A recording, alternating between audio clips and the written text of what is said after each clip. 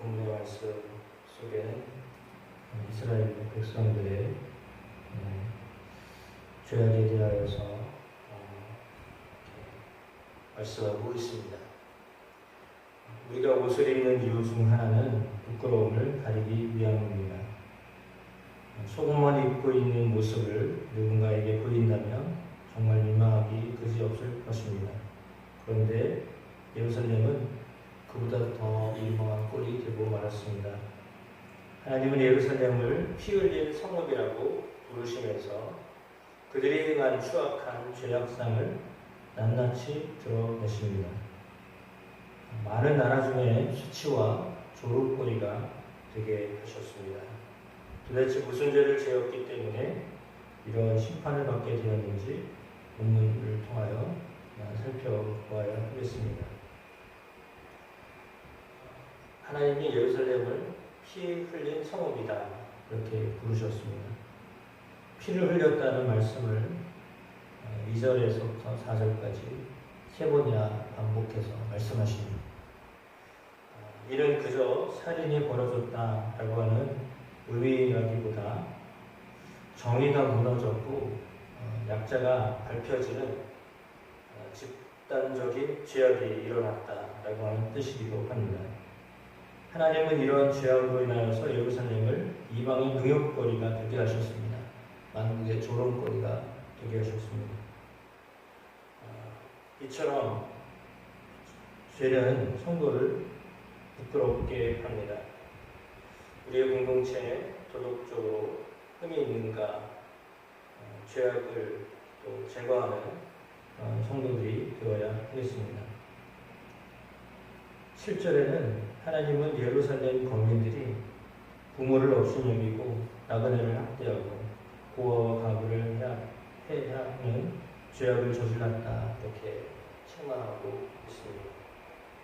윤리적인 타락이 아니라 약자를 보호하는 하나님의 율법을 모욕하는 영적인 반영이었다 이렇게 말씀하고 있습니다. 하나님이 원하시는 것은 약한 자를 보호하는 공동체인데 예루살렘이 약자들을 짓밟고 수탈당하는 곳이 되었습니다. 하나님의 마음으로 우리의 손을 통하여 약자들이 힘을 얻도록 해야 하겠습니다.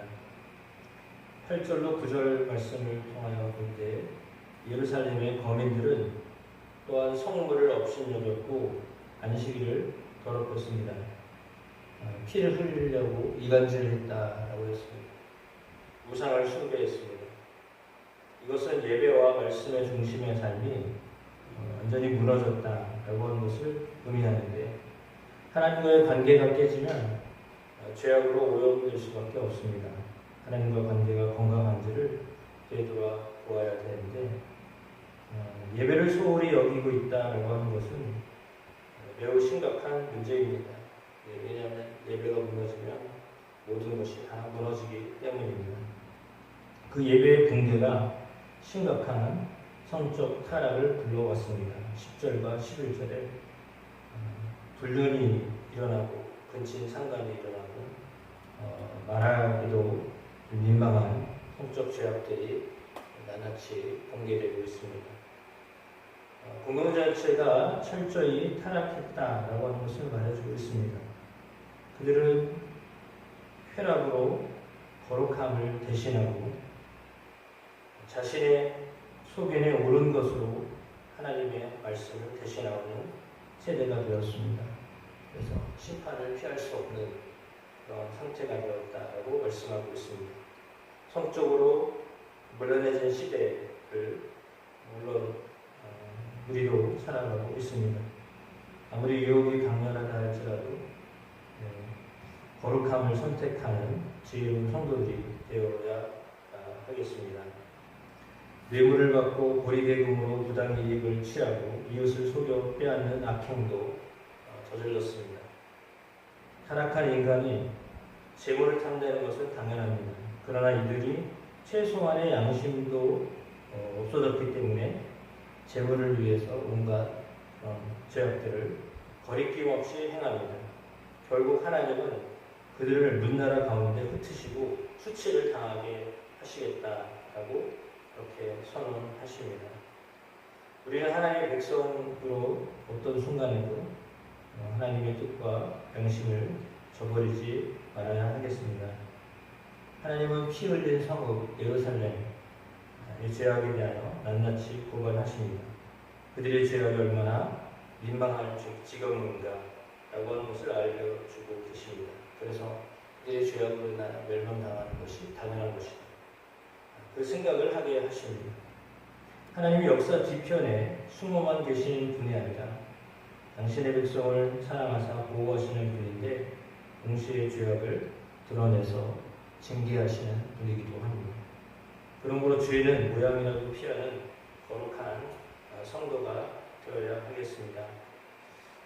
어떻게 하면 화목을 사람살이의 둥지에 채울 수 있을까?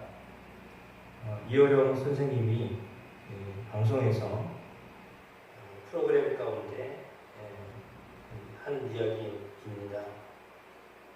명동거리에 나가서 지나가는 사람들에게 설문조사를 형식으로 물어봤는데 집에는 무엇이 누가 있어야 행복할까요? 이런 질문을 했습니다. 그랬더니 그 대답 가운데 어머니라고 대답하는 사람도 있었습니다. 물론 아내라고 대답하는 사람도 있었습니다. 그 중에 이렇게 대답하는 사람이 있었습니다. 집에는 도구가 있어야 됩니다. 라고 했습니다. 뭐냐면 개가 있어야 된다는 말이죠. 그때 이어려운 선생님이 그 말을 받아서 이렇게 자기 이야기를 이어갔습니다. 도구 앞뒤 글자를 바꾸면 무엇이 됩니까? 라고 했죠. 그랬더니 갓이거든요. 하나님입니다. 집에는 하나님이 있어야 합니다. 이렇게 이제 대답을 한 거죠. 공중파 방송에서 지성인이 외친 집에는 하나님이 계셔야 행복합니다. 라고 하는 이 말은 매우 오래 기억이 났다라고 합니다. 물론 이 말은 이 글을 쓴 분은 저희 교회 오셨던 왕대일 목사님이 일상에서 만나는 구약의 언어라고 하는 책에 적은 이러한 겁니다. 화목은 하나님의 선물입니다. 화목의 원천이 하늘의 은총입니다. 화목의 현장은 이 땅에서의 삶인데 화목을 인간적인 성품이나 윤리적인 용어가 아니라 신앙적인 언어로 되새김질해야 하는 이유가 바로 여기에 있습니다. 이 땅에서의 좋지 않은 화학, 그것이 하늘 아버지가 주시는 화목하게 하는 것이 될 수 있을까? 예, 하나님이 그렇게 만들어 주시는 분이십니다. 땅에서의 어떤 좋지 않은 화마라고 하는 이야기처럼 화가 있다라고 하는 것처럼 불이나 좋지 않은 것이 하나님이 그것을 화목하게 하시는 것으로 바꾸신다라고 하는 거죠.